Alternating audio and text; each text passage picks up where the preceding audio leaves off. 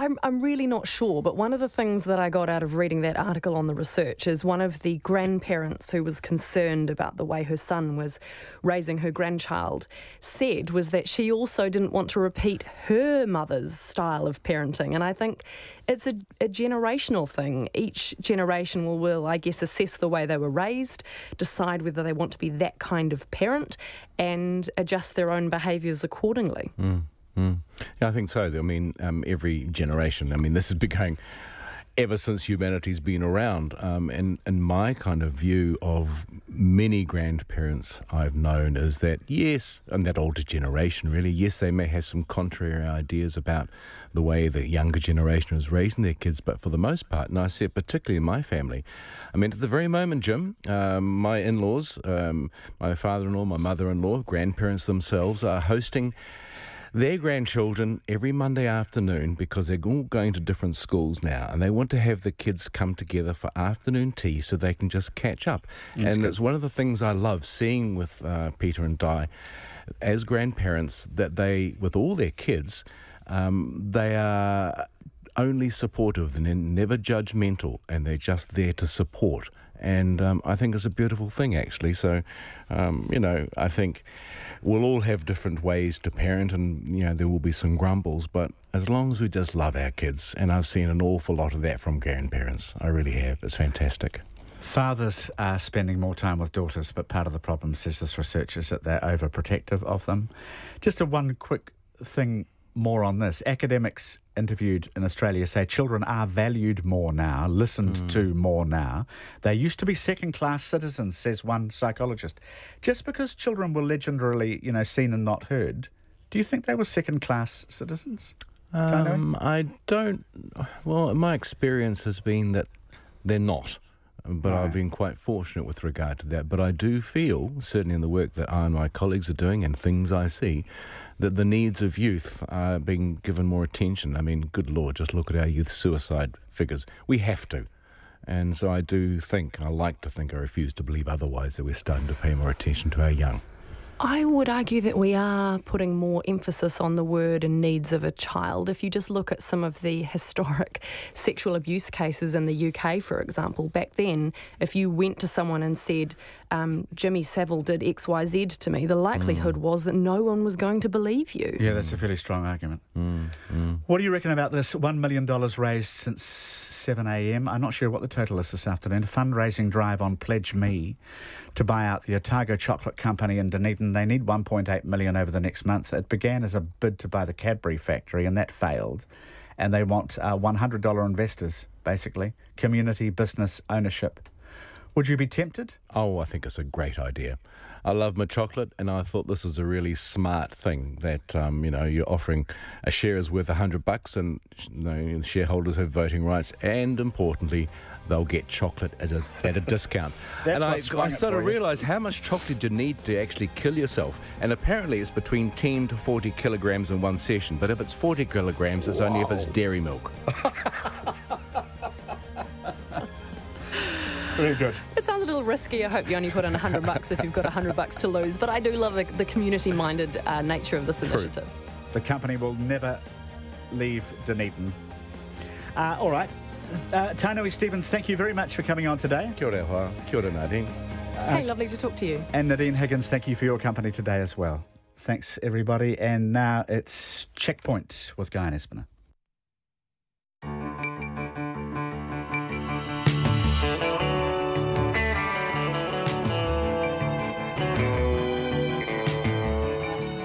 No mai, haere mai, piki mai, ka kia mai, ngā mihi o te ahi. Kia ora, good evening and welcome to Checkpoint. I'm Guy and Espiner. Tonight on the programme, neighbours speak of their shock and their fear following the murder of Manirewa mother Arishma Chand in the early hours of Sunday morning. The cost of building an America's Cup base on Auckland's waterfront is expected to be nearly $200 million. And at the other end of the spectrum, kids are going without beds, towels and even toothpaste. Child charity Kids Can goes into partnership with the Ministry for Vulnerable Children to provide the basics for children in low decile homes, some of whom have never even slept in a bed. A red light from the Greens to the TPP means Labour will have to turn to National to get the deal through Parliament. RNZ News at 5. Good afternoon, I'm Paul Brennan. The family of a baby who was killed by her babysitter say while they feel relief at the verdict, it's a hollow outcome for them. A Christchurch jury today found Shail Apasha-Sami not guilty of murder but guilty of manslaughter of Alaya Ashlyn Chand. The 1-year-old died in January 2015 after being found with head fractures, internal bleeding and severe bruising. The Crown told the High Court in Christchurch that the babysitter murdered the infant, but the defence said the baby fell off a couch. A statement was read for the family by Detective Senior Sergeant Scott Anderson shortly after the verdicts. The last 2.5 years have been traumatic and draining for Alia's parents and their wider family. They ask for privacy as they work through the emotion of the last 2 weeks, hearing about the last days of Alia's life and the subsequent guilty verdict.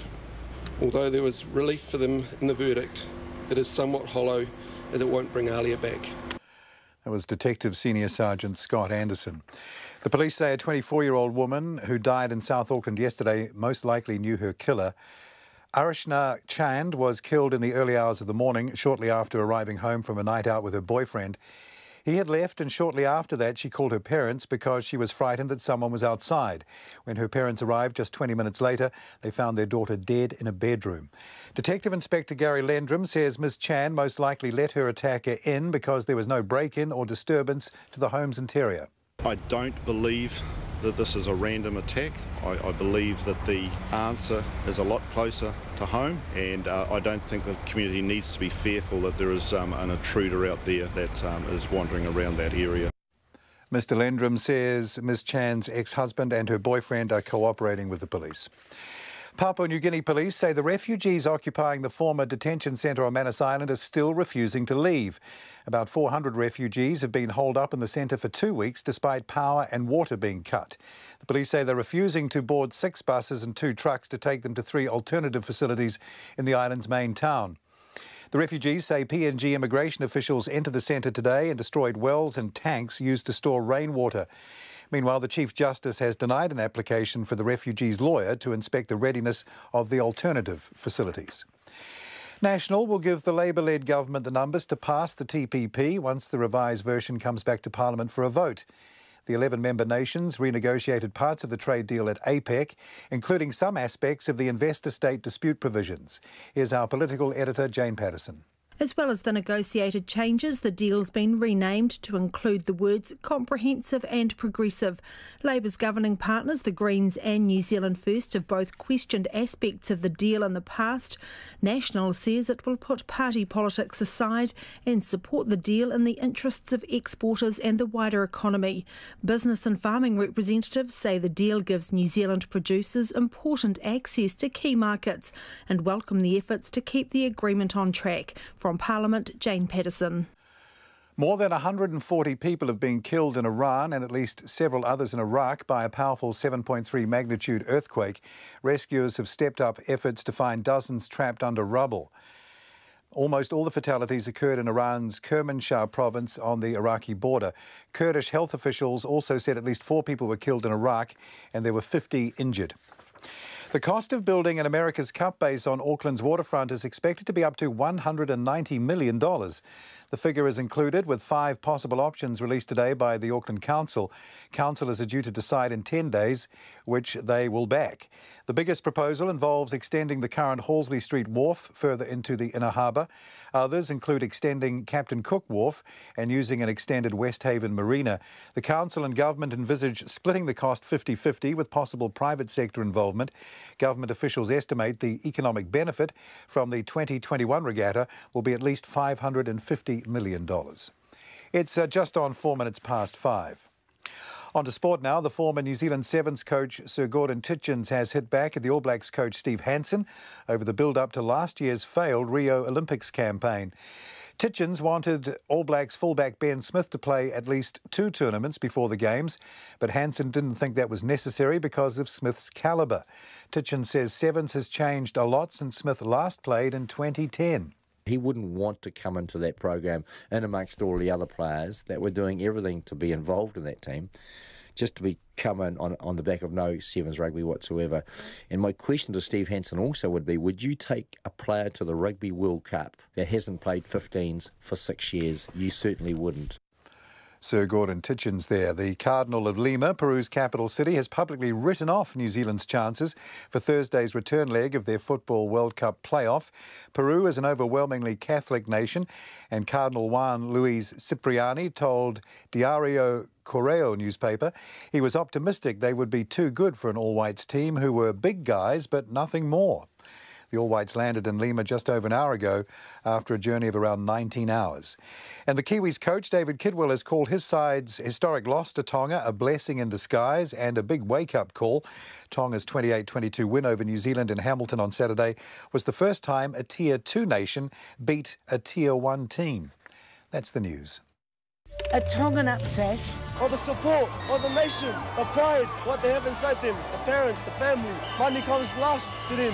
Tonga comes first, and that's why it's called Matema Tonga. Bracing in Peru. It just increases the pressure on Peru on Thursday, New Zealand time in Lima. It is going to be quite a spectacle. And not so convincing in Paris. It nearly backfired on us because obviously with the French coming back as the way they did, and then with Sonny Bill Williams' brain explosion, things could have gone terribly wrong for them. No own goals. Kim Hill and John Campbell. Morning Report this week from 6. Then on 9 to noon, beyond Manapuri, the increasing complexity of freshwater and environmental issues in the past 50 years.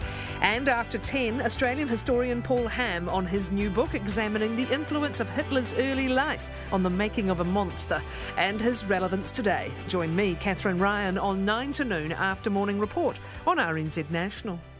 And we are funded, of course, through New Zealand On Air. Here's the short forecast from Met Service. It takes us through to midnight tomorrow, Tuesday. Northland to Waitomo, also Coromandel, Bay of Plenty, Taupo and Taumarunui. Fine breaks, isolated showers, mainly about now, the afternoons and in the evenings. Possibly heavy tomorrow. Taranaki to Kapiti, also Taihape. Fine breaks increasing, isolated showers until this evening. Gisborne, cloudy periods with occasional showers.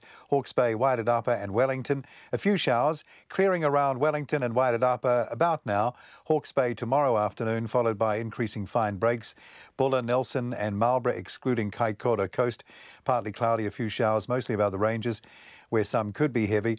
Kaikoura Coast, Canterbury, Otago and Southland. Fine spells increasing for the rest of today. Fine tomorrow, apart from some morning cloud.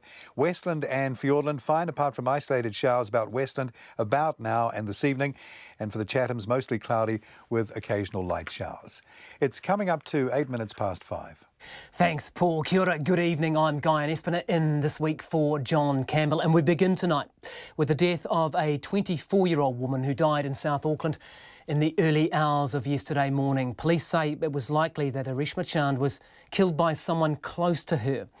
She was killed shortly after arriving home from a night out with her boyfriend in the early hours of the morning. Eva Corlett went to Manurewa today to speak to neighbours. The family home where Ms Chand lived with her parents and 3-year-old daughter is tucked down a driveway off suburban Maitch Road. It's closely flanked by neighbours and a childcare centre where children the same age as her daughter are playing in the sun. Birds are warbling above, a bus hisses to a stop and labourers roll by in their trucks. It's difficult to imagine the horror that happened here in the early hours of Sunday morning. Ms Chand, who had been at a party, came home with her boyfriend at about 1:45. Her boyfriend then left, and shortly after she called her parents because she was frightened that someone was outside. When her parents returned home just 20 minutes later, they found their daughter dead in a bedroom. A neighbour says Ms Chand's mother came out into the driveway crying, "Murder, murder." I opened the door and daughter, which one died, her mother was crying very loudly and I have no words to what to say. The neighbour, who wishes to remain anonymous, says that she has shared Diwali festivals and children's birthdays with the family. It was very tough night and it would like when those things happen you get scared. You don't know what's gonna be happen next. They were lovely persons, always smiling one. Even when I look at that side, I feel like cry. Especially because my kitchen is straight to them. When I go in the kitchen, I feel like I'm gonna be crying. It's very sad. The neighbour says she doesn't feel safe in her home. Another neighbour, Gordon Gallup, was shaken to hear the death was so close to home. We always said hello over the fence, and I went over to their house sometimes, to meet the family. She was a really friendly lady, I think quite involved in the community. It's been a very big shock to us. Like, we still feel very safe living here, or I do. It's just a sad situation, really.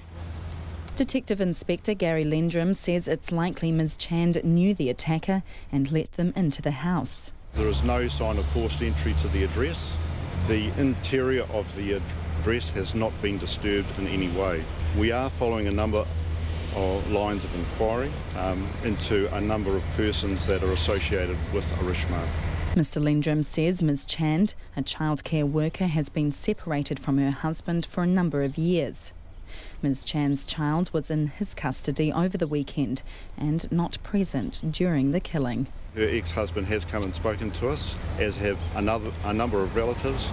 We'll be following up on where those persons were over the next couple of days. Mr Lendrum wouldn't discuss whether her current relationship has ever been violent, but he said Ms Chand's partner left the address after dropping her home and has been cooperative with police.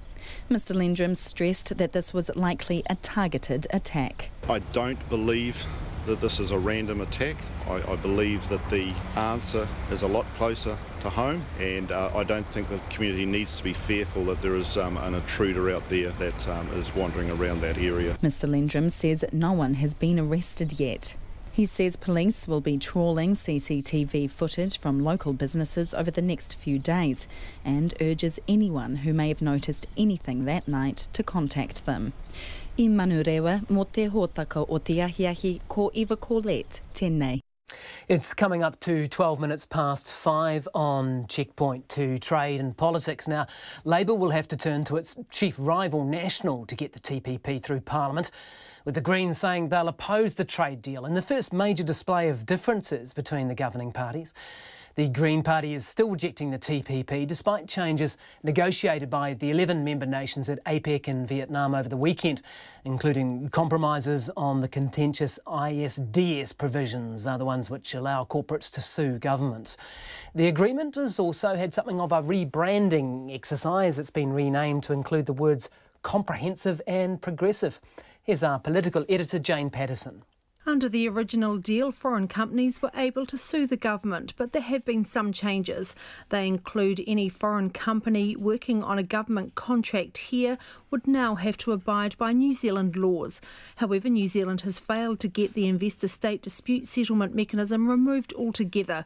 The Greens trade spokesperson, Golriz Garaman, says they'll oppose the deal as long as those provisions remain. The government has that ouster clause with Australia, which it says covers 80% of those possible disputes, but actually, as we know, multinationals can set up and use their headquarters in other countries, and so we're still really exposed, especially, to future environmental protection. Kim Campbell, the Chief Executive Officer of the Employers and Manufacturers Association, says the deal to keep the TPP alive is good news for exporters. He says while there's a lot of focus on the ISDS as that apply to the New Zealand government, there are some benefits. Those dispute provisions were there to also protect businesses from New Zealand when we go into more difficult markets.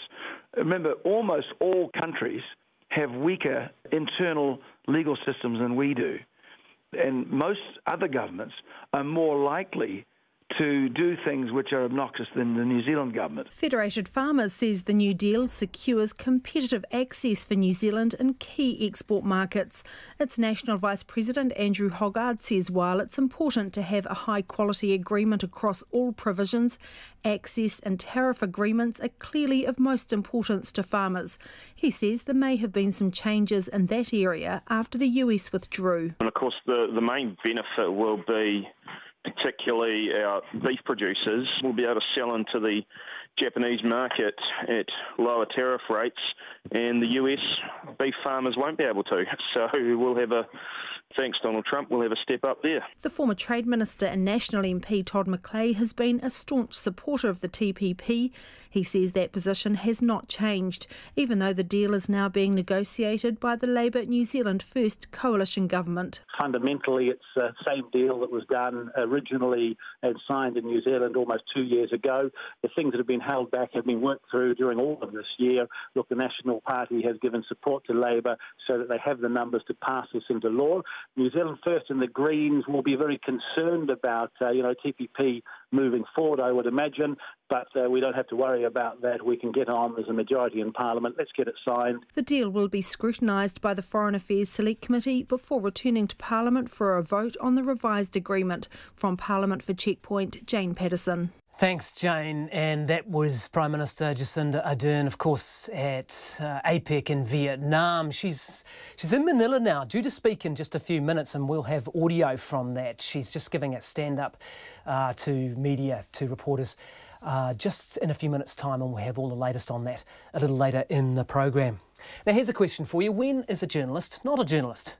The issue of a journalist's privilege to protect sources of information is likely to be one of the main issues at play, as the Deputy Prime Minister of New Zealand, Winston Peters, who of course is the Foreign Minister too, launches his court action to find out who leaked the information to the media about the overpayment of his superannuation. Now, RNZ understands that Mr Peters is seeking comprehensive information from journalists. These are a newsroom journalist and a news hub journalist. He wants phone records over a period of about 10 weeks. He wants emails, meeting notes and even draft stories and internal memos.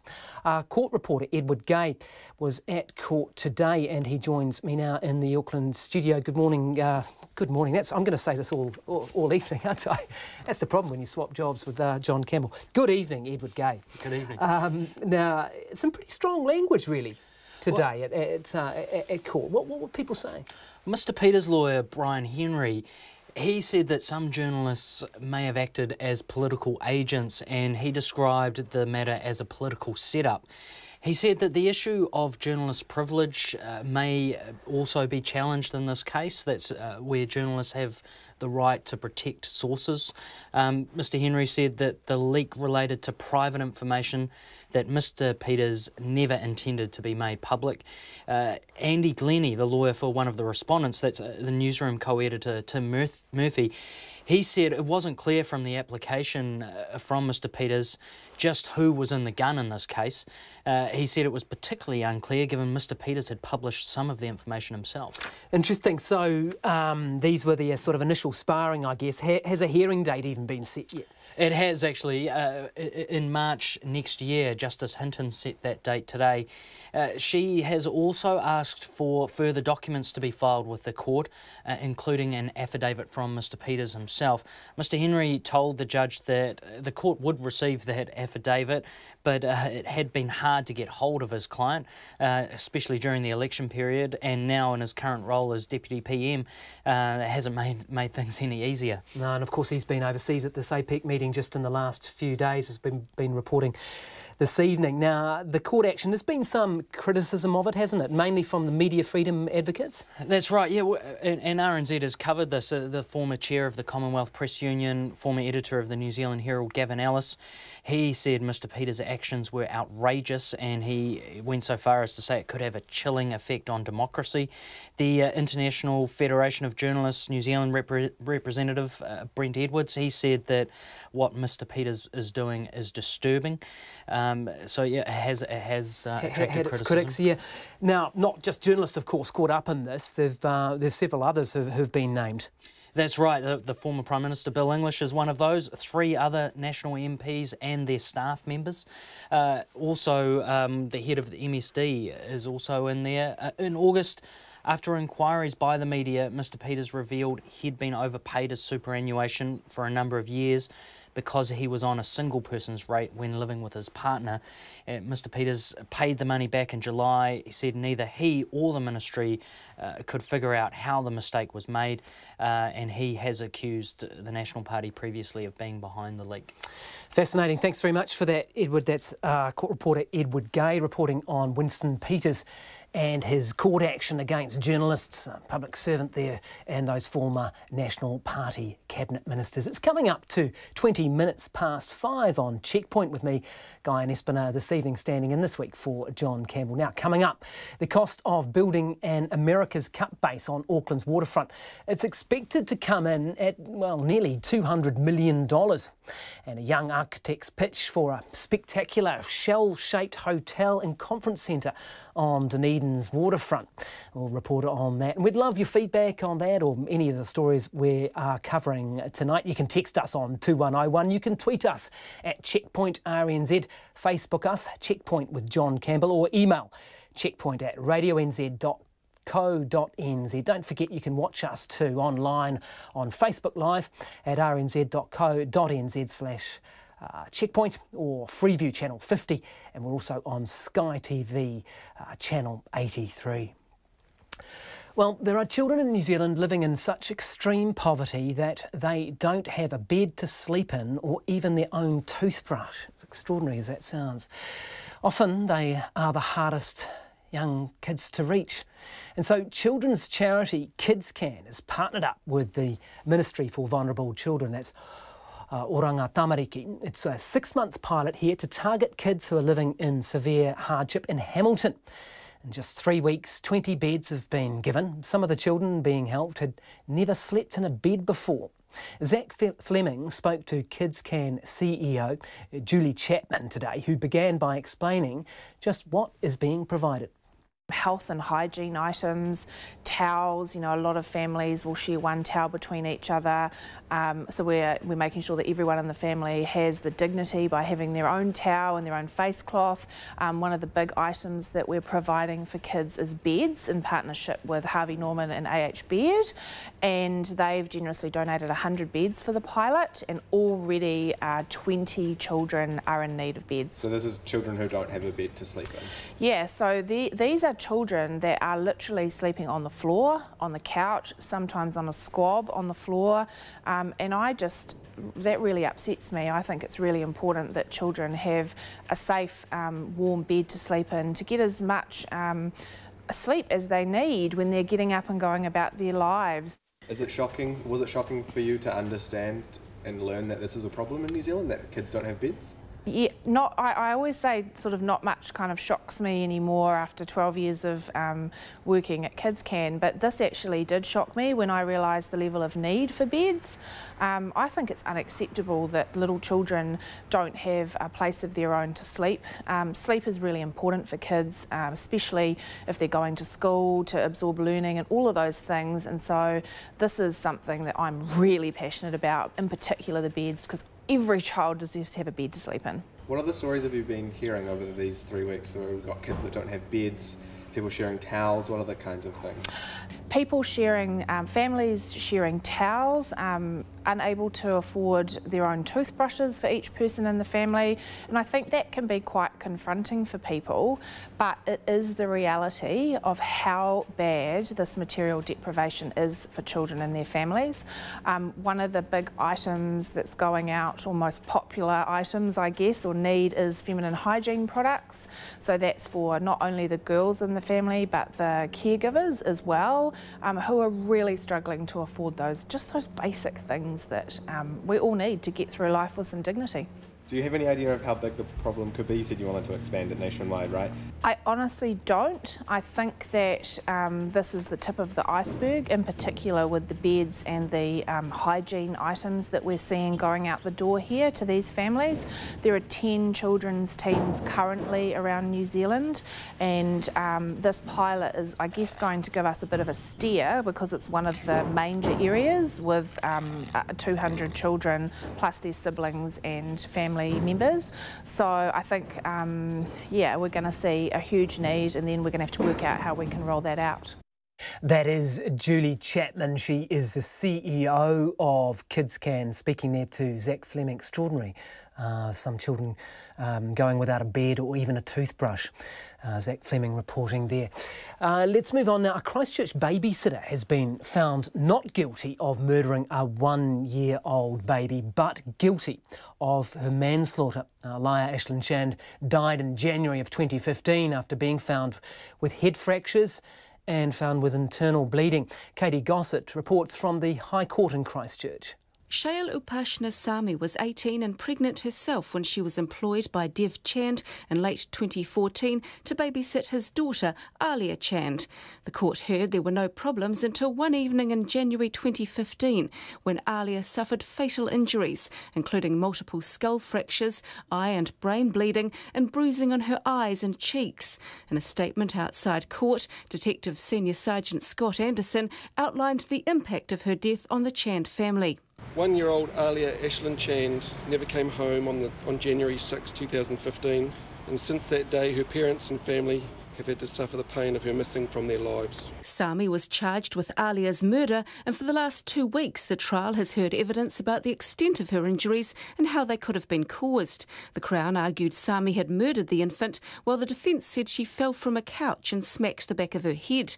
Today, after deliberating for almost 10 hours, the jury asked to view the video again of the pair arriving at Christchurch Hospital. A short time later they returned a verdict of manslaughter and Sami was convicted by Justice Dunningham. With Sami, in accordance with the verdict of the jury, I enter a conviction on the charge of manslaughter. Can you please stand down while I speak to the jury? Sami was tearful as she heard the verdict, which was translated for her. Outside the court, Detective Senior Sergeant Scott Anderson said the family now wanted privacy to deal with the verdict. Today's guilty verdict means Alia's parents and family can start to move forward with their lives, albeit without Alia. The last 2.5 years have been traumatic and draining for Alia's parents and their wider family. They ask for privacy as they work through the emotion of the last 2 weeks, hearing about the last days of Alia's life and the subsequent guilty verdict.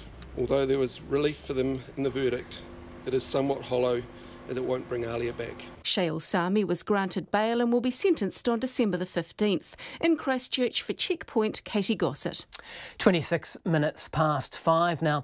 An ambitious plan to future-proof and develop Dunedin's waterfront with a conference centre and hotel has been unveiled by a local architect, Damien van Brandenburg. A large 3D printed model of his vision, accompanied by a video built by Ian Taylor's Animation Research Limited, bring this spectacular shell-shaped proposal to life. And as Timothy Brown found out, locals, they love the concept. A cockleshell-inspired cultural centre rising above Dunedin's steamer basin. It's a far cry from the derelict warehouses and vacant industrial lots which fill the space at present. And while to many it will seem nothing but a pipe dream, to Mr Van Brandenburg and Mr Taylor it is the city's future. Mr Taylor says he got on board with the plan earlier this year when he was approached to help bring it to life. He had this idea for a bridge that he wanted to know if we could visualise it in this city model that we had. And I remember being struck by it. It was just spectacular. But I said to Damien, this is fantastic, but it's a bridge to nowhere. You know, I mean, that harbour's a mess. And he says, but I've got an idea. And he pulled out this cardboard box. And in it he had all these models we're looking at today. And he placed them around. He said, that's the vision. And that vision is one which has seen the Dunedin City Council, the Regional Council, Port Otago, iwi and Otago University get behind it. Mr Taylor says Mr Van Brandenburg is the driving force who has made it all possible. I think we've been just incredibly privileged to have someone like Damien have a vision like this and not ask anyone for any support to do that. He's just quietly created this vision because he loves this place. And I mean, that's, you know, that's worth, God, who knows, it's priceless. He says the young architect has already shown anything is possible with his design for fashion house Murray's Frogs headquarters in China. The ambitious project is taking shape at present and will one day house 30,000 staff. Mr Van Brandenburg says the inspiration for his waterfront development came to him while looking out at the harbour and seeing its potential. So it started off from just playing with ideas in my own spare time, and chatted with Ian Taylor, and then it just started to develop and grow. We talked with the City Council, Regional Council, the Port Authority, Ngāi Tahu, the university, and everyone collaboratively came on board. He says the first step is to build a footbridge into the basin to open the area to pedestrians and link it to the central city. Potential designs and costs for the bridge will be discussed by Dunedin City Council in December, with public consultation to follow. But Mr Van Brandenburg's vision hasn't received total support, with the city's business community providing a mixed response. Otago Chamber of Commerce Chief Executive Dougal McGowan says it's not the first time hopes for the development of the area have emerged. These things have been on the plans or in conversation for a long period of time down here. I think the first ones date right back to the early 2000s. Look, we're not going to take a stance at all at this stage, apart from the fact is let's get involved with the discussion. He says some business leaders' concerns may be allayed during consultation, but the city's residents shared none of those fears. Oh, it's pretty crazy wild, isn't it? But hey, you know, we're living in the 21st century, so why not? He's always been the man I thought would do a good job on an iconic hotel for Dunedin, so I'm glad he's got involved, and I think it's a great vision for that part of the city. So, yeah. I think it's fantastic. You've got a lot of old derelict buildings and you could really make it something. There's plenty of water to pass under the bridge before development begins, but at least now there's a vision for that future. In Dunedin, for Checkpoint, Timothy Brown.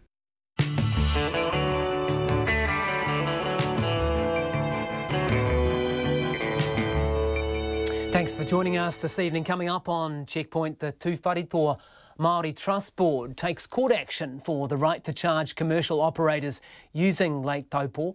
A 7.2 magnitude earthquake along the Iraq-Iran border kills at least 140 people, injures hundreds of others, and $1 million in just one day.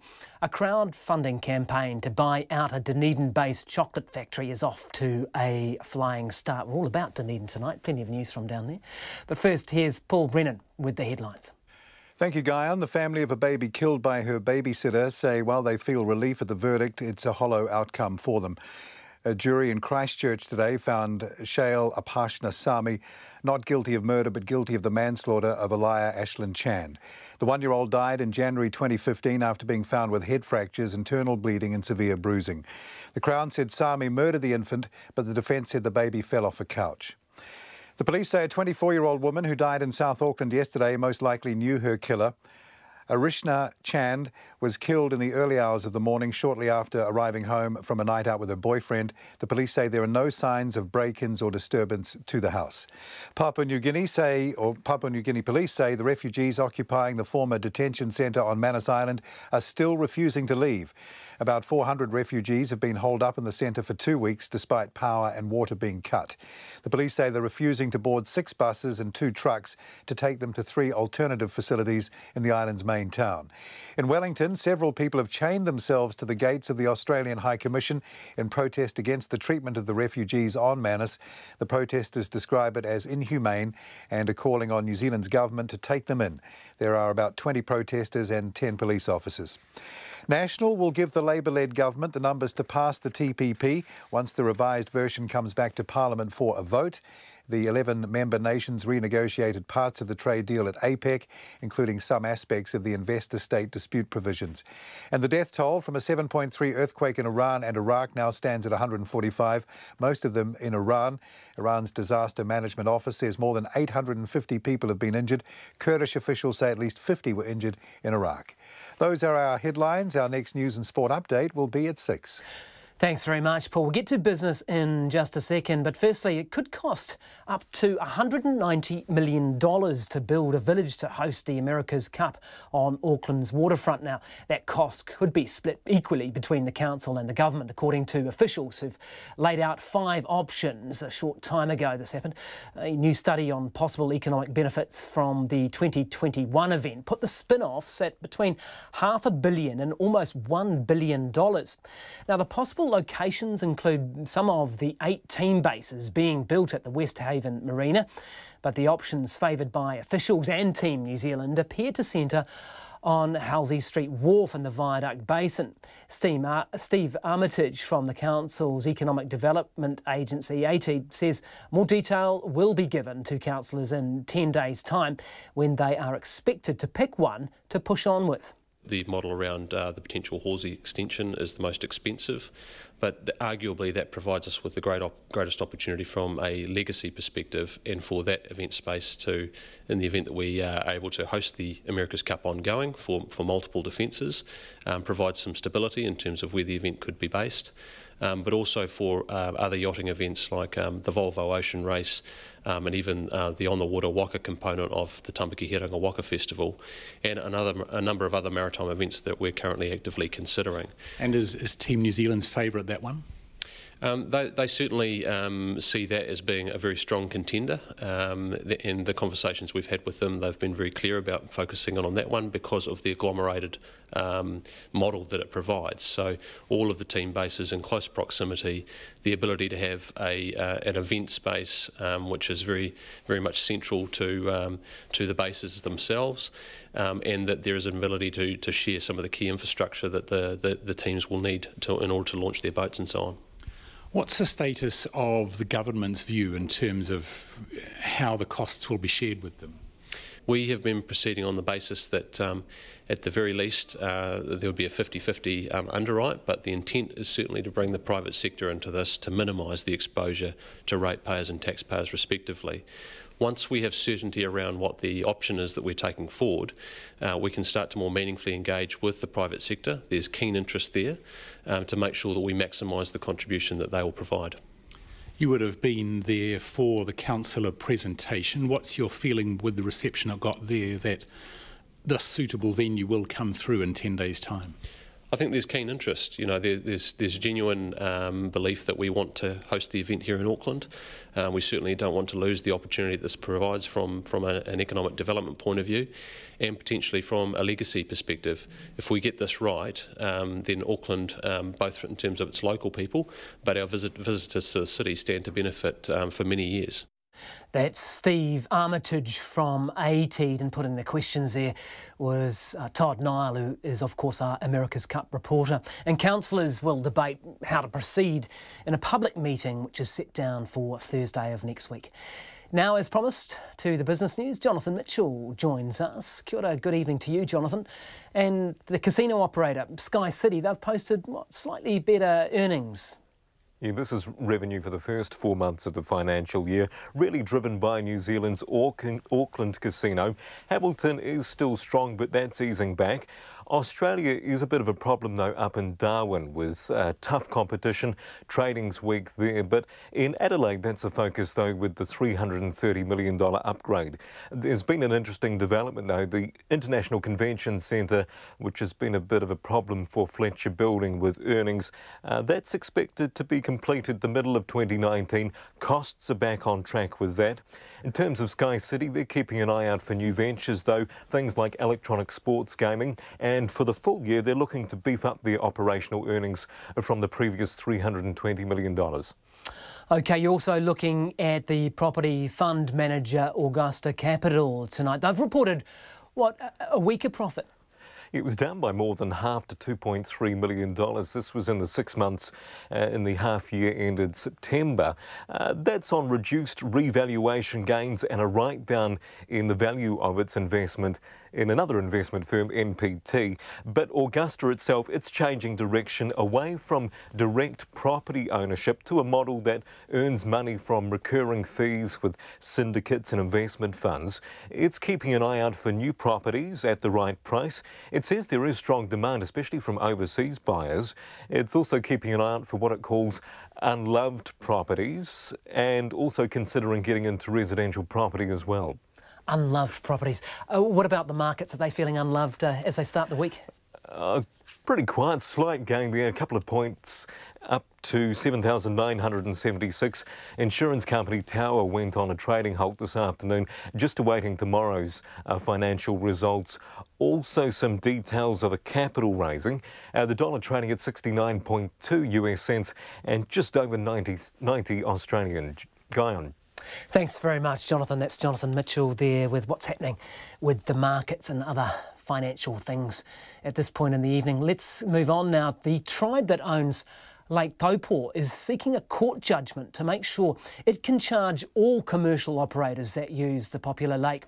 Tū Wharetoa doesn't own the water in Lake Taupo, but was confirmed as the owner of the lake bed and the space occupied by the water and the airspace above it by the government in 1992. That was reconfirmed in a deed when they modified this deed in 2007.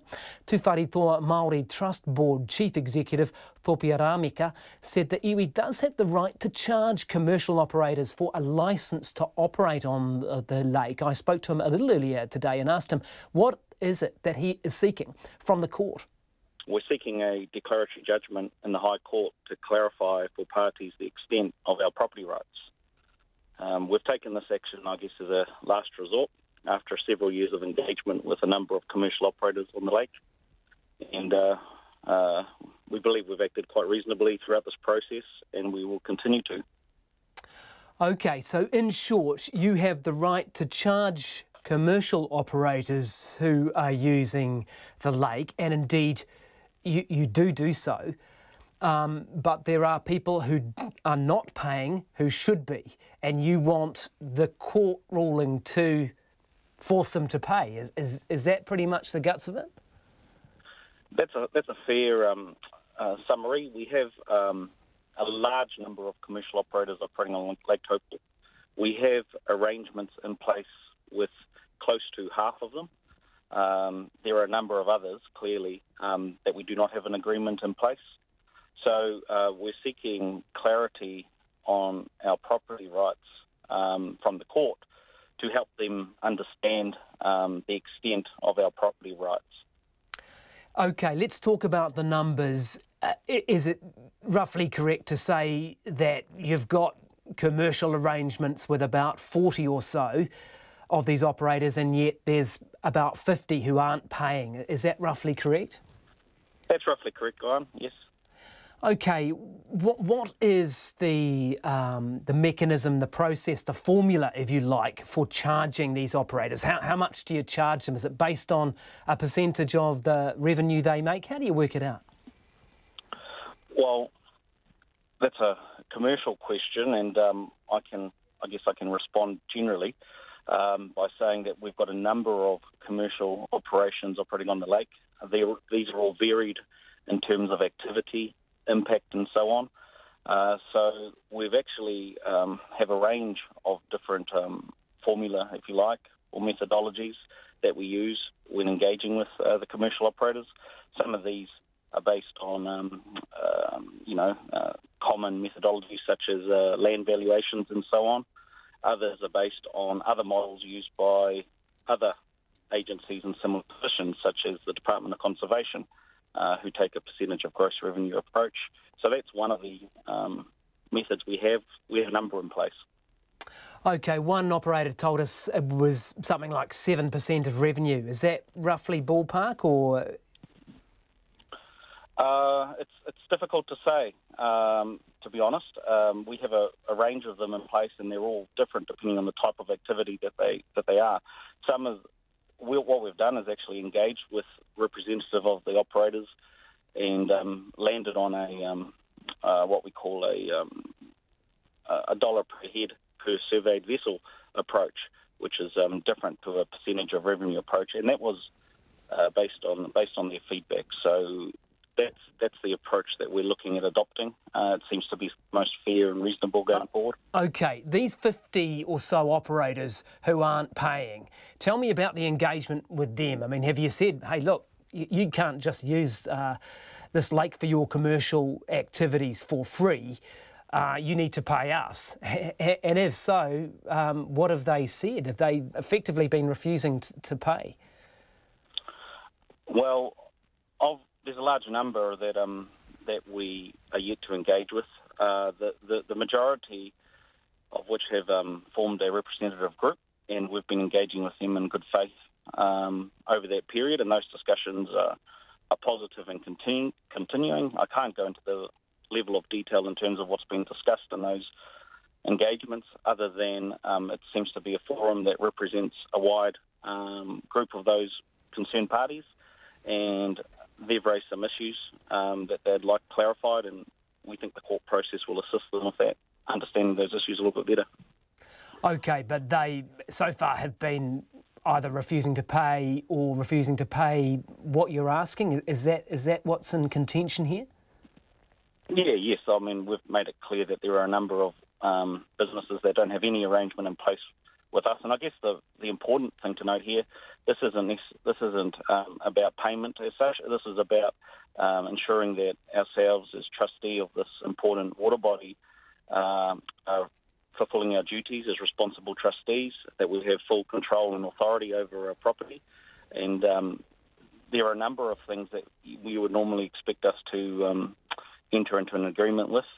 Payment is only one of those things, but there are a number of other aspects that we think are important also to ensure that we've got the appropriate control and authority in place. I guess the only slightly confusing thing here is why you have to seek a court judgment to actually charge commercial operators, because is that not clear in the deed that was signed between Tūwharetoa and the Crown in 1992, and then again when it was updated in 2007? I didn't realise that was in any doubt. Well, if you're asking me if it's clear, the answer is yes. We believe it is clear. However, we can't stop other parties from taking a different view, and that's their right, and we respect that. So the only appropriate place for us left to go is to seek some clarity from the courts, and so that's what we're doing in this situation. Have you told any commercial operators not to use the lake because they haven't got these agreements with you? Has it actually come to that? No, we haven't got to that stage. That's Topia Ramika. I was speaking to him a little earlier this evening. To the big international story of the evening now. People along the Iraq-Iran border are being warned to prepare for aftershocks. This after a 7.2 magnitude earthquake hit near the Iraqi town of Halabja in the country's northeast. At least 140 people are reported to have been killed in this earthquake. Hundreds have been injured. It was felt pretty widely across Iraq, Iran, even as far away as Turkey. Here's Andrew Plant from the BBC. The aftermath of an earthquake here that struck after dark. For rural villages in the affected areas, the search is beginning in torchlight for any survivors that might be buried in the fallen buildings. The shocks were felt in towns too. People out for the evening running to safety, finding a way outside, away from the danger, scared there could be more to come. The first reports are that the centre of the earthquake was close to the border between Iran and Iraq, somewhere close to the village of Khosrav. The US Geological Survey said the epicentre about 20 miles southwest of the border. The moment the earthquake struck was even captured on live TV, these news broadcasters feeling the tremors as their programme played out. Local media is now showing emergency shelters and beds being set up outside. 15 emergency teams, they say, are now helping treat the injured and search for survivors. The number of dead is still climbing, more than 60 so far and 300 injured.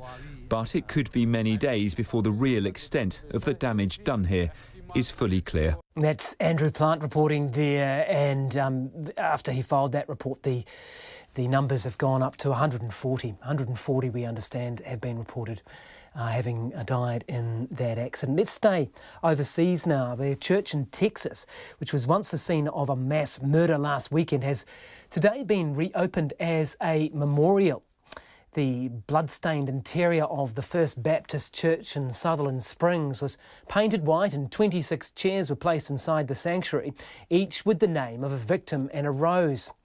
Devin Patrick Kelly, the 26-year-old gunman, stormed into the church last Sunday and opened fire on worshippers with a semi-automatic assault rifle. It was the deadliest mass shooting in modern Texas history. Authorities said the attack stemmed from a domestic dispute. The church's pastor, Frank Pomeroy, lost his own daughter in the shooting.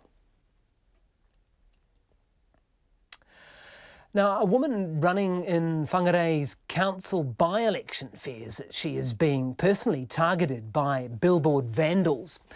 Huhana Linden has asked police to investigate after her hoardings were repeatedly vandalised. She's one of 13 people vying for the Denby seat after the councillor, Jane Golightly, found out belatedly that she was a British citizen and resigned. Here's Lois Williams. Another day, another hoarding, and that's how it's been for Huhana Linden for the past week. 9 hoardings down, 4 of them in Kamo at the weekend. It's hard not to feel got at, she says, and she's not sure why it's happening. She wonders if it's because she's Māori, or because hers is the only woman's face on a billboard. All the other candidates that are around me, as you see in the different spots, are all male candidates, so perhaps maybe my gender has something to do with it. Having 9 in the last week and a half, nearly 2 weeks, is really high in my view, and something that I haven't experienced before, so it's certainly very disappointing. Huhana Linden's support crew have been on the go continually, putting the hoardings back up, repairing the damage, while she tries not to feel daunted. Having to regroup and regather my momentum again in terms of what do I do next and how do I keep up the mojo and keep moving forward. Ms Linden is on the Whangarei Council's Māori Advisory Group Te Huinga. At present, in a district where Māori are about a third of the population, not a single one has a seat at the table. In recent weeks, Ms Linden has been vocal about the need for the council to consider Māori wards.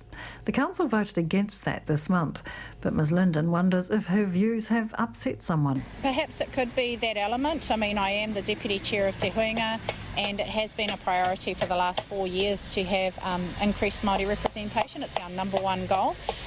Whangarei's Mayor Cheryl Mai says having hoardings wrecked is an occupational hazard of standing for election, but she says it's hard to avoid the conclusion that Ms Linden is being targeted, and that's disappointing. I guess in a way, sometimes drawing attention to a candidate by pushing their billboards over makes it that people might have some sympathy for them, for the candidate themselves. So if they're wanting to make a statement about a particular candidate, it may backfire. Whangarei's veteran councillor Crichton Christie says in his 30 years on the council, his hoardings have been knocked down, chopped down, sawn down and spray painted. But he says the saboteurs used to be more creative. One sign, I put it on a guy's fence, which I asked him if I could do it, and 3 days later a tree appeared in front of it. So I shifted the sign along the fence a bit and the tree got shifted as well. And then there was the artistic billboard vandal. They took my face down, took it home and painted me as Hitler, and even gave me an iron cross and everything, and came back and carefully put it back up again. Everything was perfect. It was actually I kept it for several years because it was so well done. I had it hanging in my shed. Councillor Christie says he's always been grateful to the billboard vandals for getting him noticed, and he'd advise Huhana Linden not to be downhearted. Ms Linden says all she wants to do is represent the people of Denby, and she's not going to let a few downed hoardings check her campaign. For Checkpoint, Lois Williams. Thanks, Lois. Pop star Ed Sheeran, he's turned up the heat on the Easter trading debate in Dunedin, with fears that the city will struggle to host an extra 65,000 visiting concert goers if the shops are shut. The star is playing 3 concerts in Dunedin over the Easter weekend next year. The worries surfaced today at a council hearing on whether to allow retailers to open on Easter Sunday. Here's our Otago Southland reporter Ian Telfer. Dunedin's Easter trading debate might have played out along predictable lines. Businesses for and unions against. But for Ed Sheeran, there's already a gnawing problem for pubs trying to get around tough Easter weekend liquor restrictions. Today, retailers asked how the city would host and feed 65,000 visitors if the shops were shut. Centre City New World's owner Craig Nieper told the hearing there's almost panic buying each Easter Thursday and Saturday already, and next year it could be chaotic. I know I've talked a lot about Ed Sheeran because it's just one out of the box, and it kind of scares me that I just don't know how we're going to cope with this trade. And you've got to expect with people, the hotels are full, people are overflowing into people's homes, whether it be Airbnb, whether it be staying with friends. It's going to be more than just the restaurants and the bars being able to cater for people. Hardware and supermarket chains say the trading restrictions are out of date and unfair. They want to open and it's high time to modernise. And the council's own stadium company warned the city might lose $7 million in extra tourist spending. But public opinion appears divided, with the 180 submissions split, about 45% favouring Easter Sunday trading and 55% against. The unions know Sheeran's a big deal, but they fear once the doors open to Easter Sunday once, it'll be there to stay. A First Union organiser, Shirley Walthu, says she isn't buying it. Why should we change everything just to suit that weekend? And there are places open where they can get stuff. The service stations are still open. The restaurants are still there. Most of them are going to eat out or whatever, or get fish and chips. So there's still opportunity for them. They won't starve. Union and church representatives lined up to push to keep the shops closed, saying Easter's the only Sunday of the year retail workers know they can have family time. A unionist and Bunnings worker, Les Ingram, says he went to Melbourne for Easter recently and was shocked but pleased to find it nearly completely closed. The restaurants weren't open. Lygon Street was closed, and if you've been to Lygon Street, you know, it never closes. You know, we've all heard the joke about, I think it was Billy Connolly came to Dunedin at Easter and it was closed. We're no different, and that's my argument, is if it's okay for Melbourne, it's okay for us. But because of Ed Sheeran, the city councillors appear to be considering a one-off compromise for next Easter and then to get it reviewed immediately afterwards. In Dunedin for Checkpoint, Ko Ian Telfer, Tēnei. 5 minutes to 6 on Checkpoint. Let's stay in the south. A crowdfunding campaign to buy out a Dunedin-based chocolate company has already topped $1 million in pledges after its launch this morning. This was a campaign brought out of the closure of the city's Cadbury factory and an unsuccessful attempt from the company to buy it. In August, Jim O'Malley, the man behind the Own the Factory initiative, unveiled a new concept focusing on premium chocolate making by joining forces with the existing Dunedin artisan chocolate brand, the Otago Chocolate Company. Jim O'Malley joins us now. Good evening to you, Jim. Good evening, how are you doing? I'm doing pretty well. How are you doing in terms of the fundraising? How much has been raised now, do you know? I believe, I actually haven't been able to get in front of a computer for about the last hour or so, but I think we're past the 1.2 million mark. So we're well on target for getting the 2 that we need, so we're very excited. So 2 million is what you're after, is it? Well, 2 million is what you're legally allowed to, it's the legal upper limit of what you're allowed to get through crowdfunding, so we're setting our budget around that 2 million target, and with that we'll be able to put something together which is really substantial enough to be able to consider it as a real factory. And what sort of people do you think are buying into this? I guess you don't really know exactly who the identities of these people are, but who do you suspect is supporting it? Well, the whole point has been to get a small investor who's interested in investing around, community-based outcomes, and I think that's the person who's turned up today. The average investment's around $800, so I think that's the kind of person we're seeing. And have you set a deadline on this? I mean, how long is this going to run for?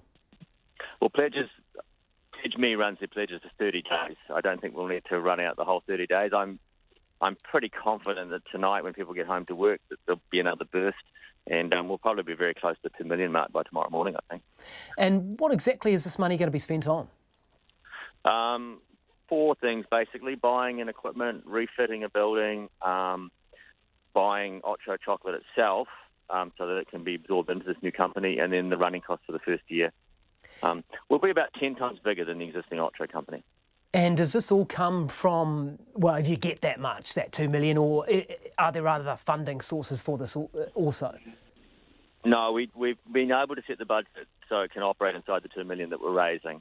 And we kind of want to keep it there because we also want the investors to all be relatively small investors rather than any big cornerstone investor. In fact, we've set inside the Constitution an 11% maximum before the board needs to approve it. Right, now you're also on the council down there, right? What have you got a view on this Easter trading debate with Ed Sheeran coming to town and fears that 65,000 people might be turning up to watch him with nothing to buy and no shops to go to?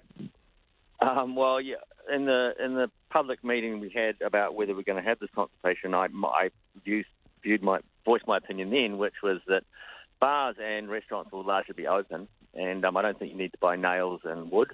And I feel that we've only got 3 days left for workers to be protected from being asked to come into work. So I'm not entirely supportive of it, but we're now having the public consultation, so we're going to have to see what is said in that consultation. All right. Hey, thanks very much, Jim. That's Jim O'Malley, who is raising the funds, or trying to raise those funds, doing pretty well by the sound of it, with more than $1 million raised for the great chocolate fundraiser there in Dunedin. Just a bit of feedback before we get to 6 o'clock. This one in from Helen. How about the Harvey Normans of this world do a deal whereby they pick up your usable old bed for free and donate it to these children when they deliver a new one? This is in relation to Zach's story about children doing without such basics as beds and toothbrushes.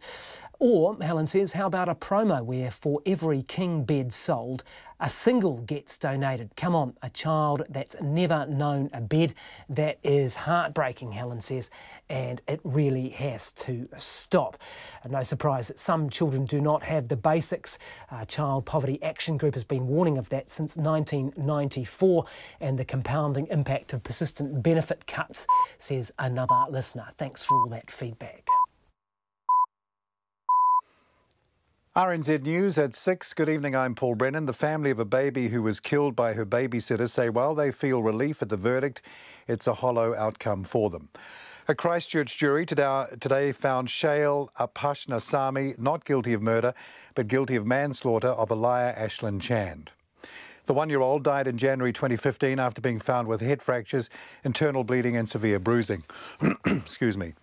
The Crown told the High Court in Christchurch that the babysitter murdered the infant, but the defence said the baby fell off a couch. A statement read for the family by the police said the past 2.5 years have been traumatic and draining, and while there is relief in the verdict, it won't bring the infant back. The family said, however, that today's verdicts will allow them to move forward with their lives. Excuse me. The police say a 24-year-old who died in South Auckland yesterday most likely knew her killer. Arishma Chand was killed shortly after arriving home from a night out with her boyfriend in the early hours of the morning. Eva Corlett reports. Ms Chand, who has a 3-year-old daughter, had returned home from a party with her boyfriend at about 1:45. He then left, and shortly after she called her parents because she was frightened that someone was outside. When her parents returned home just 20 minutes later, they found their daughter dead in a bedroom. Detective Inspector Lendrum says it's not likely a random attack, and Ms Chand probably knew the attacker. Mr Lendrum says there are no signs of break-in or disturbance to the house. Her ex-husband and current boyfriend are cooperating with police. No arrests have yet been made. Ko Eva Corlett, Tēnei. The Prime Minister Jacinda Ardern has been meeting with her Canadian counterpart Justin Trudeau on the sidelines of the ASEAN summit in the Philippines. Later, Ms Ardern will have one-on-one meetings with China's Premier Li Keqiang and the Indian Prime Minister Narendra Modi, where trade and the issue of Indian studying in New Zealand will come up. Student numbers have plunged after a series of scandals, including fraudulent visa applications, exploitation of students by employers, and a government crackdown on dodgy courses. Papua New Guinea police say the refugees occupying the former detention centre on Manus Island are still refusing to leave. About 400 refugees have been holed up in the centre in a naval base for 2 weeks despite power and water being cut. RNZ Pacific's Ben Robinson-Drawbridge has more. The police say the refugees are refusing to board 6 buses and 2 trucks to take them to 3 alternative facilities in the island's main town. The refugees say PNG immigration officials entered the centre today and destroyed wells and tanks used to store rainwater. The island's Chief of Police, David Yapu, says he's told the refugees the centre will soon revert to the control of the PNG Defence Force. Meanwhile, the Chief Justice has denied an application for the refugees' lawyer to inspect the readiness of the alternative facilities. Hinting there may be political interference with the judiciary, the lawyer Ben Lomai says he'll file an application next week to disqualify the Chief Justice from presiding over the case. This has been Robinson Drawbridge. And America's Cup Village, based around Auckland's Halsey Street Wharf, appears the front runner from 5 options unveiled today. Council officials say there are 2 variations, one building a large extension to house all 8 bases and a smaller development with some on nearby Wynyard Wharf. Steve Armitage from the Council Economic Development Agency says the larger Halsey Street Wharf option is the one favoured by Team New Zealand. The model around the potential Halsey extension is the most expensive, but arguably that provides us with the greatest opportunity from a legacy perspective and for that event space. Steve Armitage, Auckland councillors are due in 10 days to pick an option to press on with. Residents at Lee near Warkworth say they're conducting their own search for an elderly woman who's been missing for 5 days because they say the police are not doing enough. The search for 84-year-old Myri Wilkins has been scaled back, with only a police helicopter continuing to look for her today. She disappeared from her rest home at Whangateo near Lee on Wednesday evening. A resident, Mike Francis, says the police have not used the community's help at all. There are a lot of people out just looking, a lot of locals, but there was no coordination and no request from the police to sort of turn up at midday and get organised into groups and so on. We're all puzzled, nobody really understands why they didn't ask for the community's help. There would have been 400 people down there. Lee resident Mike Francis there. Warkworth police say for safety reasons not everyone can be involved in the search for Myri Wilkins. It is 6:05. On to sport now. The All Blacks coach Steve Hansen says it wasn't a difficult decision choosing Luke Whitelock to lead the team against the French Barbarians on Wednesday morning. Hansen says giving the captaincy to the 26-year-old loose forward made sense, even though he has only 1 test appearance, and that was 4 years ago. It's a good question. My wife asked the same question. She says a bloke that's only had 1 game get to be the captain, and I said, well, here's the team, you pick the captain. Yeah, he's the one guy that's got the experience to do the job. So being the captain of a team doesn't come down to how long you've been in it. It's whether you're good enough to do that. Steve Hansen. The Kiwis coach, David Kidwell, says not much has changed as far as the World Cup is concerned following their loss to Tonga. New Zealand conceded 4 quick tries to lose 28-22 in Hamilton on Saturday. Both teams were already in the quarterfinals, and Kidwell says that remains their focus. We're still in the quarterfinals, The path's changed, but it hasn't changed our focus. We had a really good talk in the sheds with all the players and all the staff, and we still believe in this camp and what we've built here. This one game's not going to change our mindset. The Kiwis coach David Kidwell and the All Whites have arrived in Lima for the second leg of their World Cup playoff against Peru. The New Zealand squad landed in the Peruvian capital around 3:30 this afternoon after a journey of 21 hours from Wellington, where the 2 teams had a 0-0 draw on Saturday. That's the news. This week on Nights, Eric Brenstrom has the world's weather, brought to you by the letter H for hurricane. Kristen Harman tells the story of the convicts sent to Australia from New Zealand. And we're pushing the envelope with Jaya Beach Robertson, one of the brains behind the feminist comedy called, I'm not sure I can say it on the radio, but it's spelled PSUSY, on Nights this week with me, Brian Crump, after the news at 7 on RNZ National. Now we have the short forecast for the country through to midnight tomorrow, Tuesday. This is the latest update. Northland to Waitomo, also Coromandel, Bay of Plenty, Taupo and Taumarunui, fine breaks, isolated showers, mainly in the afternoons and evenings, possibly heavy, some of them. Taranaki to Kapiti, also Taihape, fine breaks increasing, isolated showers until this evening. Gisborne, cloudy periods with occasional showers today. Hawke's Bay, Waitatapa and Wellington, a few showers. Clearing in Wellington and Waitatapa this afternoon. Hawke's Bay tomorrow afternoon, followed by increasing fine breaks. Bulla, Nelson, Marlborough, excluding Kaikoura Coast, partly cloudy with a few showers, mostly about the ranges. Some could be heavy. Kaikoura Coast, Canterbury, Otago and Southland. Fine spells for the rest of today. Fine tomorrow, apart from some morning cloud. Westland and Fiordland, fine apart from isolated showers about Westland. This afternoon and evening, Chatham Islands, mostly cloudy with occasional light showers. Nearly 6:08. Thanks, Paul. You're with Checkpoint with me, Guy and Espiner. The police say a 24-year-old woman who was killed in her South Auckland home yesterday likely let her killer into her home. Arishma Chand was killed shortly after arriving home from a night out with her boyfriend in the early hours of the morning. Detective Inspector Gary Landrum told media this is not likely to be a random attack. Arishma's body was found by her parents at their home address in 27 Mates Road in Manurewa.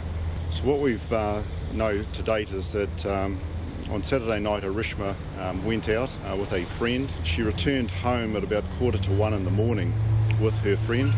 The friend came into her address momentarily and then left. Shortly after that, Arishma rang her parents because she was concerned that there may be someone outside. Her parents, who had also been out for the evening with relatives, came home about 20 minutes later and found Arishma's body in one of the bedrooms. There are obvious injuries to Arishma's body, hence why it has been treated as a homicide. What I'd like to stress, though, is that from the preliminary examination of the scene, we don't believe that this is a random attack, and I'm basing that on the fact that there is no sign of forced entry to the address.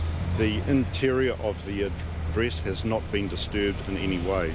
Her and her husband have been separated for a number of years, and her child was in the custody of her husband over the weekend and was not present during this incident. Her ex-husband has come and spoken to us, as have a number of relatives, and we'll be following up on where those persons were over the next couple of days. Does she have a partner? She has a current boyfriend, and she was with her boyfriend on Saturday night and had returned home with him in the early hours of Sunday morning. So we've got about a 20-minute period from the time that he left to the time that her parents arrived. So her parents arrived home at about 1:10 in the morning. So I think that's critical, that period, is that, you know, if I guess that people that live in that Mates Road area, if they were travelling down the road at that time, I'd be really interested if they saw any vehicles that they hadn't seen in the street before, or that seemed to be out of place. And as the police investigators combed Arishma Chan's home, her local dairy, just a few hundred metres up the road, was robbed. A man stormed into the Mates Road convenience store at about 8:30, leapt the counter and ran off with the cash register. It's prompted owner Mohammed Hussain to install a steel security grill in front of the counter after he and his wife were also robbed at gunpoint in September. But he told Zach Fleming that the grill is just a temporary measure. He no longer feels safe there and wants to sell up. They take the whole cash register stuff. There was a couple of $100 in the cash machine. They took all the stuff. It's pretty brazen, right? Robbing a dairy when there's half a dozen cops down the road? Well, this kind of offender, they don't care about anyone. They do sort of, you can say, for the fun, or they especially target all the Indian dairies, because 99 out of 100 dairies belong to the Indian people. If you go walk around the Manurewa shops, you can find most of the shops belong to the Indian people. And they find the Indian people are easy handle, easy target. How many times has your shop been robbed in the past year? Robbed about 6 or 7 times, and shoplifting is uncounted.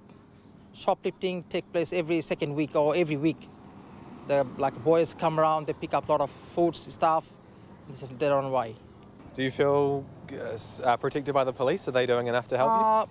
To be honest, New Zealand police are doing the great job, but I believe there's a lack of gap of the lawmakers. The law needs to be tough for this kind of offenders. Are you going to stick with this dairy? You've had it for a year and a half now. I don't know yet, but hopefully you're going to leave the business. You're going to leave it? It's not safe anymore, because September 7th, I get robbed. The people come with their arms, gun, and me gunned down on the ground. And then my wife also be gunned down on the ground. They hold my wife on the gunpoint, and they rob. Everything is like a personal belonging too. Are you surprised what happened down the road on Sunday? It is unbelievable. The lady lived down the road. She was our almost regular customer. I didn't know until just half an hour ago I realized, I saw the picture on Facebook. So I do realize that the same lady used to come to our shop. She was a very good lady. Pretty tough stuff, isn't it? That's Mohammed Hussain talking there to Zach Fleming. Well, the mother of a 15-year-old girl has told the court she was distraught when she learned that her daughter was having sex with her boyfriend. The young man, who was 17 at the time, has said 2 senior police officers threatened to arrest him on charges of statutory rape if he did not agree to leave his girlfriend and move to Australia and start a new life. Inspector Huri Moana Dennis and his colleague Sergeant Vaughan Perry have pleaded not guilty to kidnapping charges in the High Court in Auckland. Our reporter Sally Murphy has been in court today, where the girl's mother has been giving evidence there. I spoke with Sally a short time ago and asked her what the mother had told the court. Well, under cross-examination from Mr Dennis's lawyer Stephen Bonar QC, the girl's mother talked about a family barbecue where the young couple had an argument and sort of ran away. She says she went and found her daughter down the road, and that's when she told her that she had in fact been having sex with her boyfriend. The girl's mother told the court that she got the young couple and took them back to the barbecue, and that's where they told his parents about the sexual relationship. She says his mother was absolutely distraught and wailing, and that his stepfather was talking about statutory rape and what could happen if the police got involved. Mr Bonar asked the girl's mother if she then took her daughter to get contraception, to which she answered yes, and he put to her that she was aiding and encouraging the underage relationship by doing this, but she says she wasn't encouraging anything. She simply wanted the young couple to be protected and safe. And so, Sally, this led to some friction, some contention between the two families, right? That's right. The girl's mother told the court today that the young boy spent most of his time at their place simply because his own family weren't supportive of his young relationship. She says sometimes his family members would come and try and take him home, which that led to screaming matches between the two families. And of course the courts previously heard that it was at one of these arguments where Huri Moana Dennis got involved in the case because he was called out to it. She says once things settled down though, the boy was called to the Auckland Central Police Station to talk about his underage relationship. She says it wasn't until the next day though that the police called her and told her that he had moved to Australia. She says about a week later the young boy managed to call her and tell her what had happened. He said that Huri Moana Dennis told him that if he didn't move to Australia he'd be charged with statutory rape. And the girl's mother told the court today that they arranged for the boy to come back to New Zealand the very next day, but when he arrived in Auckland he was met off the plane by Huri Moana Dennis, who sent him back to Australia and told him not to come back until he was 18. Sally Murphy reporting there. Back to the TPP and the ongoing drama with that. The Prime Minister Jacinda Ardern is now saying there are ongoing discussions with New Zealand First over the TPP. This after the Green Party said that they will oppose the trade deal. The Greens are unhappy that the ISDS clauses, these are the investor-state dispute settlement mechanisms which allow the foreign corporations to sue governments. They are unhappy that this has not been dumped completely and eradicated from the deal. It's the first major display, really, of differences between the governing parties and means that Labor will have to turn to National to get any legislation for the new TPP agreement through the Parliament. Now, speaking from Manila, where she is attending the East Asia Summit, Jacinda Ardern told reporters she already had a good idea of the Green position. Oh, look, I was well aware that that was their position. I've had that conversation with James Shaw both before I left New Zealand. I knew that that would likely be their position. And as I say, we discussed it. We were fully informed. So this will, from time to time, be an outcome of a government that does bring together multiple parties. From time to time, we will take different positions. So you'll have to count on National now? Well, look, we have to wait until, of course, we have a final deal. Obviously, we still have some issues to work through, some of those not New Zealand's but others.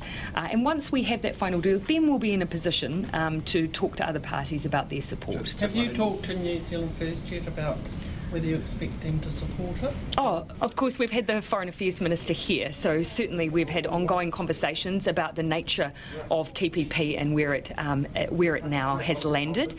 But ultimately, we can't have a conversation around where parties' support will fall until we have a final agreement. So I absolutely understand that parties will, in some cases, wait until the final deal's on the table. You have said in the past that you are planning to run Cabinet collective responsibility? Absolutely, but within Cabinet responsibility comes the ability to agree to disagree. We're not in the position yet to know whether or not that's something that New Zealand First will want to do, because they haven't got a final deal for them to consider. Have you had a conversation, though, with Winston Peters about what he thinks of the deal? Oh yeah, absolutely. We've been in close contact throughout this negotiation, but as I say, I absolutely understand that as a political party they'll want to see the final deal on the table. There's a little bit of work yet to be done. Did he express support for it? On about TPP as it currently stands? Yes. Look, we've had ongoing conversations. ISDS has always been an issue for both our parties, but again, I'll leave that for Mr Peters once the final deal has been done, but we're working closely together. That's just come over from Manila. That was Jacinda Ardern, the Prime Minister, talking obviously some water still to go under the bridge with the New Zealand First policy on TPP there, and whether they'll actually invoke a agree to disagree clause in the Cabinet collective responsibility rules. It seemed to be one possibility, didn't it, from that stand-up she did with media there. Well, the annual summit of the Association of Southeast Asian Nations is just beginning in the Philippines. It comes at the end of Donald Trump's extensive tour of Asia, in which the US president has called for action to deal with the threat from North Korea. The US has already responded by upping its continuing military build-up in the region and the regular joint exercises with South Korea in the Sea of Japan.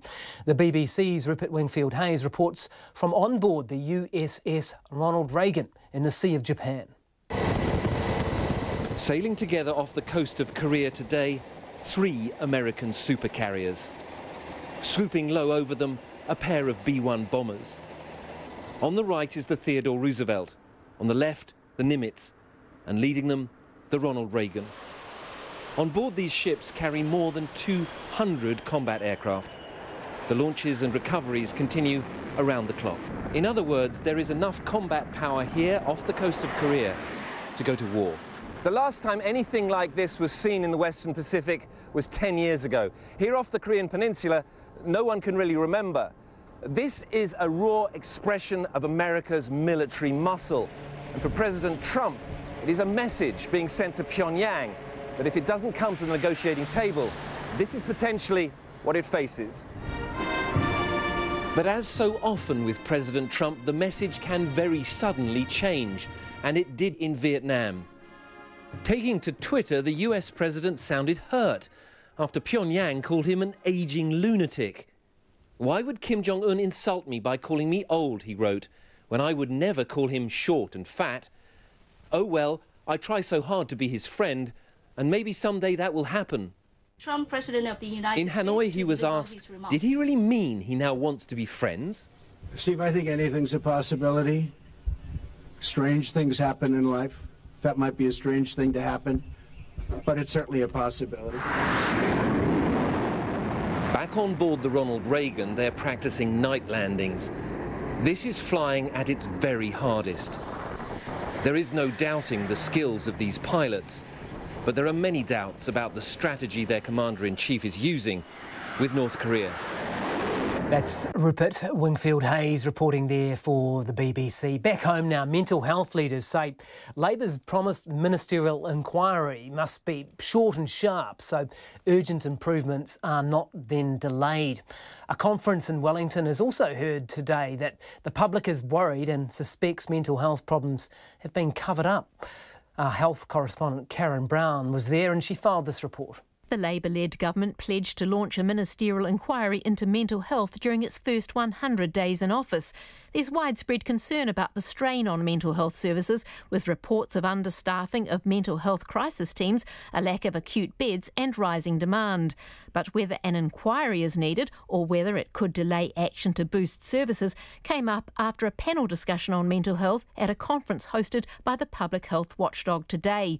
The Mental Health Foundation Chief Executive Sean Robinson says what is not needed right now is a long, drawn-out inquiry or review.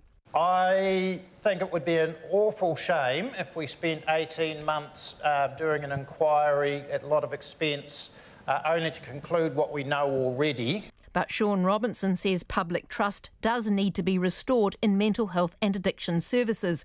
He said an inquiry would help do that, but it should be brief. And we have a short, sharp inquiry that allows us to gather some really good consumer-focused feedback, but we also don't see that as the end of everything, that we go on with that kind of action reflection. Mr Robinson believes priorities are clear. They include a focus on Māori, reaching more of the 20% of the population that has a mental health or addiction problem, as well as improving the mental health and well-being of many others who are not ill but not doing as well as they should be. The Mental Health Commissioner, Kevin Allen, agreed with what was likely to be driving the inquiry. I think it is driven by a real unease about the state of mental health and addiction services and a number of concerns raised that haven't been seen to be responded to in a way that people think makes sense. So there's been a rumble of concern. He also wants a focused, quick ministerial inquiry so action isn't delayed. It is not acceptable to have the rate of compulsory treatment for Māori increasing proportionately to the rest of the population. We need to address that issue as a matter of urgency. Psychiatrist Sue Hallwright, who's working to improve community mental health care, is torn on whether an inquiry is needed, but she said change is definitely needed and as soon as possible. We do not want to be sitting waiting for an inquiry to deliver our future direction for more than a year. We want to get some action in the next few months. The new Health Minister, David Clark, is yet to announce the terms of reference for the inquiry into mental health and who will lead it. Mō te hotaka o te ahi, ko Karen Brown tēnei. It's coming up to 25 minutes past 6 on Checkpoint. Well, it was one of the biggest cold cases of the 20th century. Who tipped off the Nazis about Anne Frank and the other Jews hiding in a secret annex in Amsterdam? There have been many suspects, but never a definitive conclusion. Now, a former FBI agent is leading a new investigation using the latest methodology and the latest technology. He believes he already has new leads in this case. The BBC's Anna Holligan reports from Amsterdam. Inside a cafe, we meet the documentary maker Thijs Baines, stirring a mint tea. This is one of the parts of Amsterdam that is still a little bit like it was at the time. This area where we're standing now was actually bombed during the war. And Frank, she's everywhere. Why does Thijs think this 7-decade-old case needs to be reopened now? Why? To understand ourselves. We have something between 10 and 15 serious possible scenarios. Still, I'm in sort of shock that it's not solved. I can hardly believe it.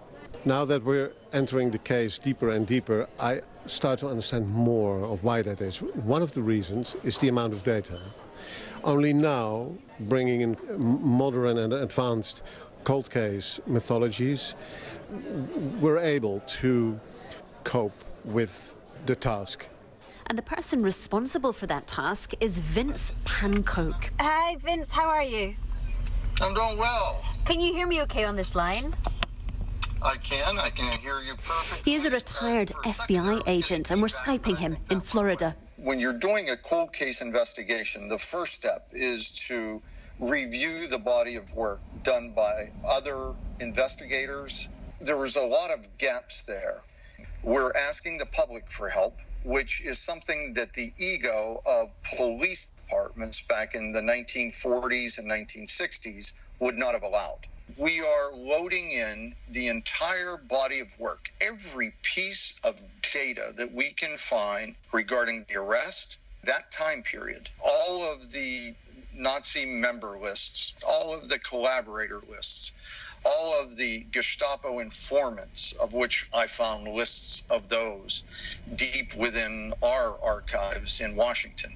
We're adding genealogy records, everything to this giant database, which will then be able to connect people and events. It could give us that one piece of the puzzle, that one clue to understand exactly what caused this arrest.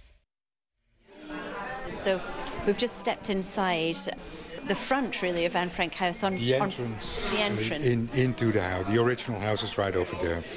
Geert Jan Brock is an historian at the Anne Frank House, which attracts more than 1 million visitors every year.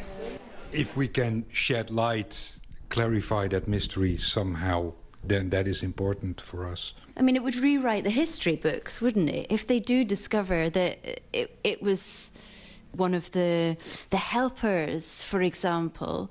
It's a crucial part in the whole story. You're absolutely right there. But I think we should keep in mind that whether it's coincidence or actual malicious betrayal or whatever it was, doesn't change the outcome in the end.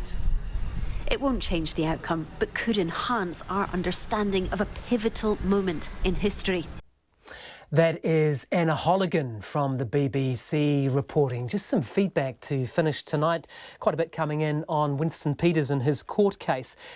Kate says, surely the main story is who in the National Party had access to the information about these overpayments for Winston Peters' superannuation and then leaked it to the media. Ask the Leader of the Opposition to come clean on the matter, says Kate.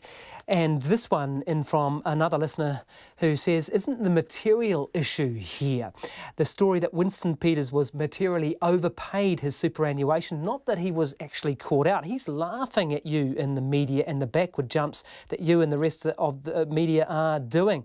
What about the core issue that an MP, now Deputy Prime Minister of New Zealand, didn't own up or put a stop to this? Thanks so much for all your feedback this evening, and so much for listening and for watching on radio, TV, online, however you chose to connect with us today. You can hear all the highlights from Checkpoint on Late Edition at 10:15. The stories, of course, are all on rnz.co.nz/checkpoint. And for all the latest information, go to our website rnz.co.nz. So thanks so much from me, Guy and Espiner, and all of the Checkpoint book, I nearly said, didn't I? The Checkpoint team. We'll see you again tomorrow.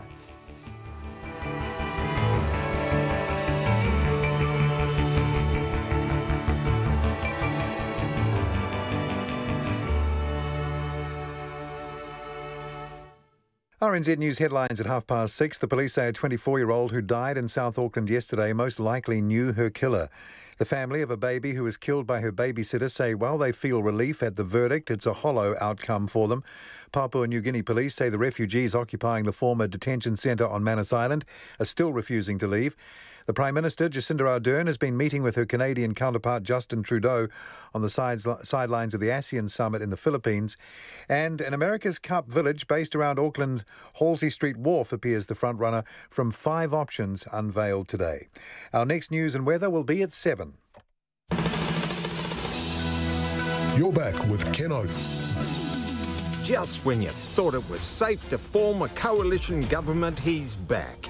It's Ken Oath, cutting the crap with a heart of gold. The organ of the state has slipped its mooring and is aimlessly dangling